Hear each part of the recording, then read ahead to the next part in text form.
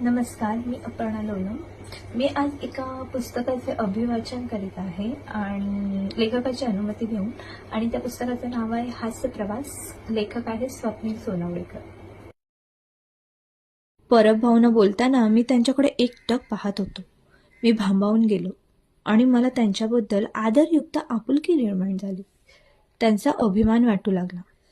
परब भाऊ म्हणाले, हा फक्त लग्नाचा काय ठरं नाही बघा.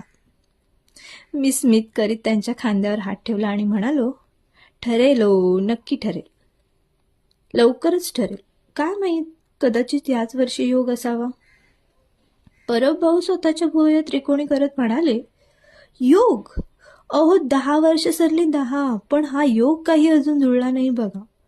आजकाल बऱ्याच मुलीला नवरा नकोय हो, तर बायको म्हणून दत्तक घेणारा पुरुष हवा आहे. सगळ्या मुली तशा नाहीत बरं का. त्या तरी काय करणार भाबड्या.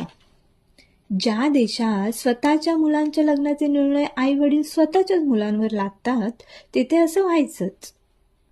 नवरा मुलगा शहरातला हवा बरं. त्याचं स्वतःचं घर असावं.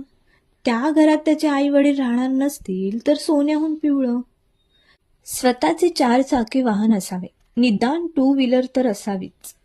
नवरी मुलीच्या कुटुंबाकडून हुंडा मागणाऱ्या नवरा मुलाच्या कुटुंबाचा कडाडून विरोध करणारे जेव्हा स्वतःच्याच घराच्या मुलींसाठी स्थळं शोधताना घर, गाडी, सरकारी नोकरी असणारा नवरा मुलगा पाहतात ना, तेव्हा हसू येतं. हुंडा मागणं कायद्यांतर्गत गुन्हा आहे. मुलाकडून केला जाणाऱ्या अवाजवी अपेक्षांचा सौदा गुन्हा नाही? अशा अवाजवी मागण्यांचा सौदा करताना केवळ एवढ्याच अपेक्षा आहेत हो. म्हणणाऱ्या पोरींच्या आईवडिलांना एकदा स्वतःचा भूतकाळ आठवावा असं म्हणतो मी. स्वतःच्या मुलीला परावलंबी बनवणारे हे असे आईवडील. मुलीचा बाप असून भाड्याच्या खोलीत राहतो आणि तरण्या जावयाने मात्र आपल्या मुलीला शहरात 2 BHK मध्ये नांदवावे अशी अपेक्षा ठेवतो. माझा सलाम त्या मुलींना जे स्वतःच्या नवऱ्याला